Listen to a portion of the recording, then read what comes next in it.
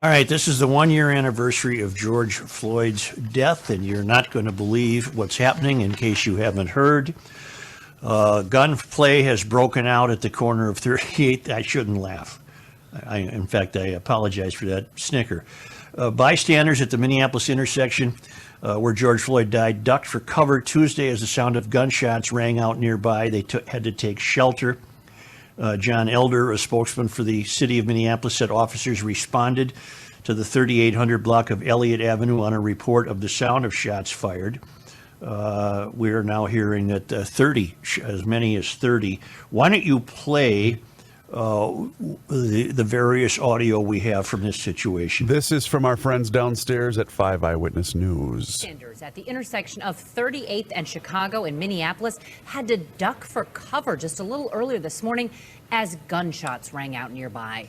This, of course, is the area known as George Floyd Square. It's a live look. You can see outside right now. People are still there. There's still a lot of people gathered.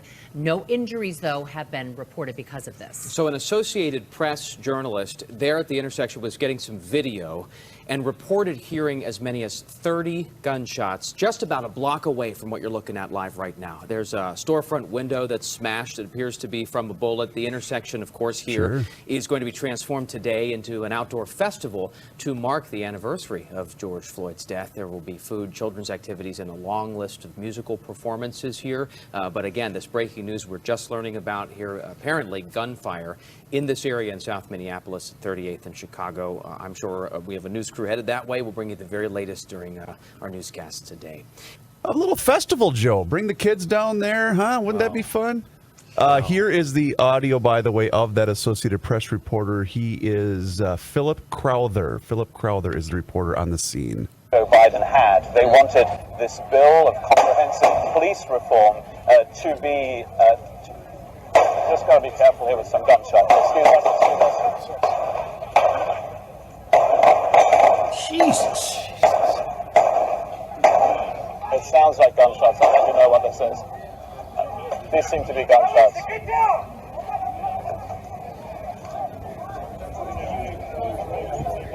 The timestamp on that video, Joe, God, is 10:38 in the morning, which means that this probably took place a little after 10 a.m. What would your take on that be, Kenny? Gang fights? Yeah, that's two people shooting at each other, two or more at least. At that one point where there was a flurry, it sounded like 3 guns firing. The newscast mentioned no one was injured. A person did go to Abbott Northwestern with a gunshot wound. That person was transferred to Hennepin County Medical Center for treatment, which is not considered life-threatening. And then later today, nothing says let's memorialize George, more like 30 shots fired.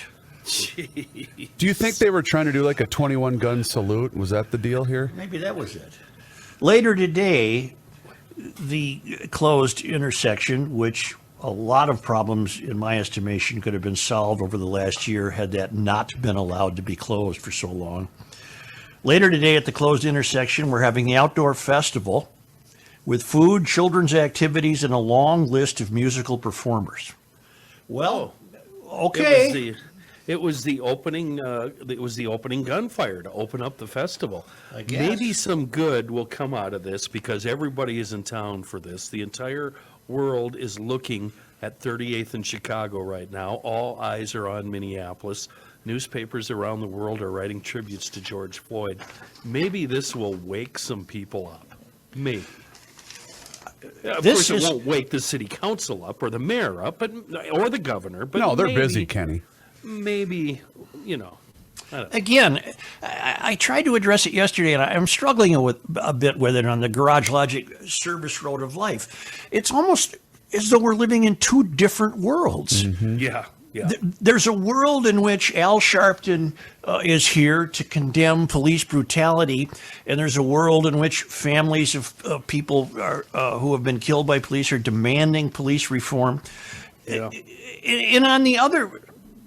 And in the other world, 30 shots are fired precisely where you intend to commemorate the very reason you don't want police. It's beyond You couldn't make this up, that today, the 1-year anniversary of the fellow's death, that the day would start with a gun battle. We don't need to be forgiven for being cynical about this. This is absurd. This is pathetic. One of the things I think could have remedied this, I think I just mentioned it, leaving the intersection closed for a year was tantamount to saying, we're going to ignore conventional commerce and laws to accommodate your wish to leave this intersection as a memorial. Had it been opened and normalized and the businesses got back to business, there would have been less inclination to crime, in my estimation. Does that make any sense? Sure. No, that's the problem, Joe. It makes sense. And we were promised, 2 months ago, the police chief said, we're going to open it soon. And that's when Kenny had the brainstorm. They're going to do it in the middle of the night and no one will know. And it never happened. Why wouldn't they have done it today and even memorialized him in that way? That's a great idea. It's a great idea. Or build a roundabout with that structure still in place. Why not? And then everybody's happy. Then there's no reason for anyone to be mad. What an exclamation point to put on the claim that in the 1 year since George Floyd died, crime has only gotten worse. What an exclamation point to hear at the beginning of the day's ceremonies, a gunfight. Who couldn't make this up? Such crime rules Minneapolis. Crime owns Minneapolis. Crime has made Minneapolis its bitch. There's a $30,000 reward for the shooters of these that shot these 3 kids, right? Yep. Not one person has come forward with information. 10,000 apiece. That means the people that know, and there are people that know, are afraid for their lives and will not come forward and collect that money because they'll be next. Crime owns Minneapolis. Are you familiar with the work of Heather McDonald? I am. She has written extensively on the statistical anomalies. For the Journal. Well, she's written extensively on the statistical anomalies of these two worlds we're discussing. You would think, if you read only the conventional news gatherers, that the police are killing people every day. And she has a piece today in the Wall Street Journal called "It's Open Season in Minneapolis." And I must say, I'm going to pat myself on the back. Great minds think alike, because she says, Al Sharpton and civil rights attorney Benjamin Crump led a march in downtown Minneapolis Sunday in advance of the first anniversary of George Floyd's death on May 25. Former Minneapolis police officer Derek Chauvin was convicted of Floyd's murder last month. Messrs. Sharpton and Crump didn't visit North Memorial Health Hospital, where 2 recent victims of a year-long explosion of violence in Minneapolis are on life support. On April 30th, Latavion Garrett Jr., 10, was riding in a car with his parents when a gunman opened fire. A bullet pierced Latavion's head. Doctors put him in a medically induced coma and removed part of his skull to relieve swelling on his brain. On May 15, 9-year-old Trinity Otteson Smith was jumping on a trampoline at a friend's house when bullets fired from a passing car struck her in the head. She is also in critical condition at North Memorial in a room next to Latavion. 19 children in Minneapolis have been shot this year, an increase of 171% over the same period in 2020. Jesus. Their relatives wonder where their protesters are. Why ain't nobody mad about a 10-year-old, my grandson, fighting for his life, asked Sherry Jennings, Latavion's grandmother, at a May 17th mayoral event. Because a cop didn't shoot him? Is that why? Miss Jennings warned of a deadly summer for kids if the mayor and police chief don't step up. Yeah. Later that day, Aniana Allen was caught in a shootout between rival gangs while in her mother's car. She died May 19th. Minneapolis homicides between January 1st and last week were up 108% compared with the same period in 2020. Shootings were up 153% and carjackings 222%.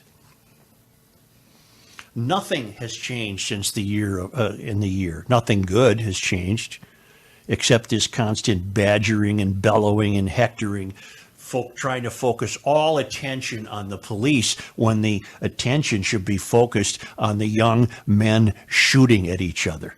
There's not a word spoken by Sharpton. There's not a word spoken by Crump. We're living in two different worlds. This is incredible. And we're led by the poorest and most incompetent possible people we could imagine. This was the year of George Floyd was handled poorly, and that's putting it mildly. It was handled poorly politically. It was handled poorly. It's a perfect storm. I mean, it's everything you need to create this happened. It just all the pieces fell into place beautifully. And crime, yep. the loss of officers, the incredibly weak asshat judges we have that just turn them around and send them right back out. It's just all those bad things finally snowballed, and now crime owns Minneapolis. Well, these guys can do whatever they want, whenever they want, wherever they want. 10:30 on a Tuesday morning? Are you kidding me? Mm-hmm. Well, the overarching thing that also happened in the year of George Floyd was the outpouring of such wokeness from a Mysterian city council and a Mysterian mayor that no thought whatsoever was given to expecting behavior from the black community. No thought whatsoever was given to expecting behavior because these lefties and Mysterians treat black people as less than. Yep. Let's rewind a year. Let's just say, I know this is hard to fathom, but let's say the George Floyd incident doesn't happen. Does crime spike to the degree that it has? Hell no. No. Hell no. Because I know that, but yeah. No. I thought of a great question to ask Steve Kramer. Of course, it's too late. He's right. not on the phone with us. He was on yesterday. I was going to say, what is a guy in your business? What was he talking about 25 years ago? I meant to ask him. Oh, yeah. Oh, and he would have said, "Oh man, getting excited about bringing baseball to town or whatever." We're worried about replacing the dome. Right. 25 years ago, who was the chief of police? Was it Boza? Tony Boza, I think, maybe. Who said we don't have a gang problem when we definitely did? Mm-hmm. Say, did you see the editorial today in the Star Tribune from Take Action Minnesota? All right, it's unbelievable. If you have a Star Tribune, and I'm talking to all GLers, pick up a Star Tribune today. Turn to the last page, lower right. Headline: These candidates will move all in our city safely forward, and they endorse the candidates that they'd like to see elected to city council: Robin Wansley, Steve Fletcher, Philippe Cunningham, Jeremiah Ellison, Nick Core, Jason Chavez, Aisha Chughatai, sorry about that, Aisha, and Jeremy Schroeder. What the hell is Philippe Cunningham and Jeremiah Ellison doing on this list? And in this editorial, they bash the mayor for his pro-police stance and bringing in the National Guard to protect us. This is why these are the people you talk about, Such, that are living in the other world. Well, what the hell world are you people living in? And you'll rue the day you don't re-elect Fry. How's that? Coming from the mayor of Garage Logic. Well, remember you will rue the day. Remember, we played the audio from the one of the gals that's running or wants to run against him, and I thought, get your house sold now if this woman gets elected. More from Heather McDonald corroborates something we've been seeing. As lawless as Minneapolis has become, it is hardly atypical. Drive-by shootings and homicides jumped nationwide during and after the Floyd riots. Homicides rose 50% in Chicago in 2020, 46% in New York City, and 38% in Los Angeles. The U.S. saw the largest annual percentage increase in homicides in recorded history in 2020. The increases continued into 2021. The number of shooting victims in Chicago was up 43% in the first 3 months of 2021 compared with the same period in 2020. Through May 16, the number of shooting victims in New York City is up 78.6% over a year ago. In the Bronx, the number is up 165.7%. Wow. The media and Democratic politicians attribute the crime increase to the pandemic and attendant shutdowns, but the violent surge of 2020 began only after the George Floyd riots, more than 2 months after COVID-19 devastated the economy. No industrialized country saw anything comparable. Crime dropped in the UK and Canada, where lockdowns were more severe than in the US.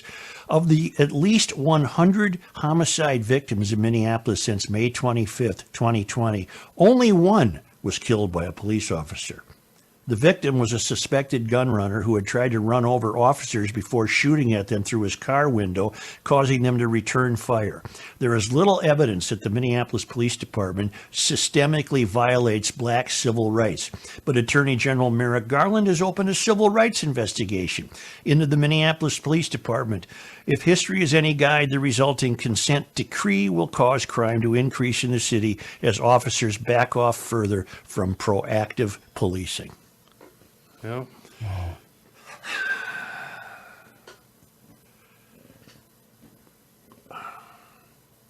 And to think that today began with a gunfight. Opening ceremony. Do we know, Reeves, do we know, is there, can we reach someone who might be on the square right now from Channel 5? I will email it down to the news desk right now.